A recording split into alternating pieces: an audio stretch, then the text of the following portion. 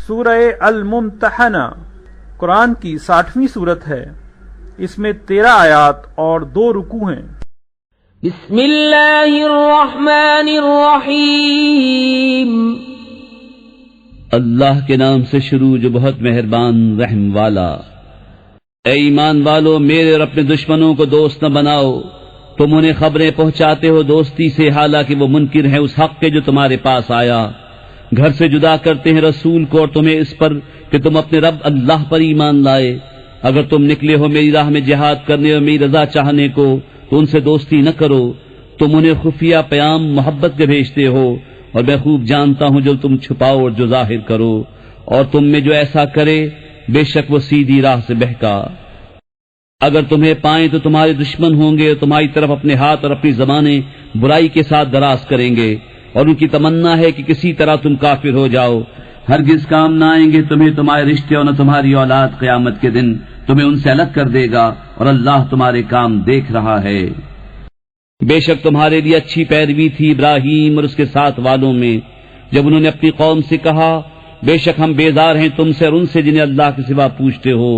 ہم تمہارے منکر ہوئے اور ہم میں اور تم میں دشمنی اور عداوت ظاہر ہو گئی ہمیشہ کے لیے، جب تک تم ایک اللہ پر ایمان نہ لاؤ، مگر ابراہیم کا اپنے باپ سے کہنا کہ میں ضرور تیری مغفرت چاہوں گا، اور میں اللہ کے سامنے تیرے کسی نفع کا مالک نہیں۔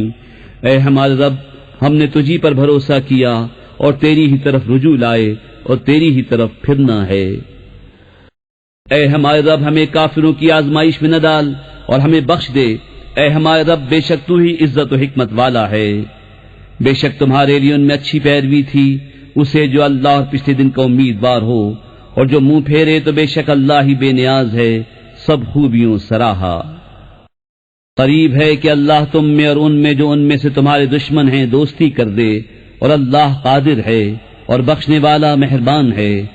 اللہ تمہیں ان سے منع نہیں کرتا جو تم سے دین میں نہ لڑے اور تمہیں تمہارے گھروں سے نہ نکالا کہ ان کے ساتھ احسان کرو اور ان سے انصاف کا برتاؤ برتو، بے شک انصاف والے اللہ کو محبوب ہیں۔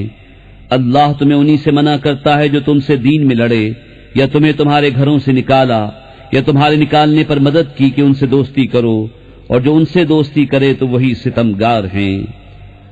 اے ایمان والو، جب تمہارے پاس مسلمان عورتیں کفرستان سے اپنے گھر چھوڑ کر آئیں تو ان کا امتحان کرو، اللہ ان کے ایمان کا حال بہتر جانتا ہے۔